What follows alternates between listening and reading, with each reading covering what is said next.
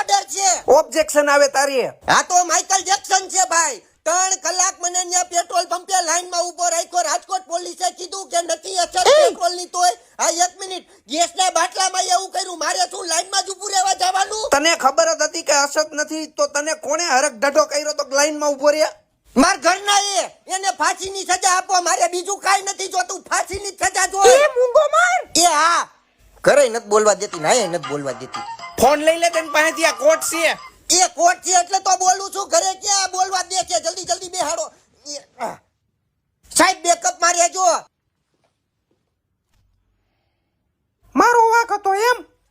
એ ના દીકુ, તારો વાંક નથી. મને છે ને અહીંયા ભોળવીને આ બધા લઈ આવ્યા છે. હું અહીંયા આવા રાજી જ નહોતો.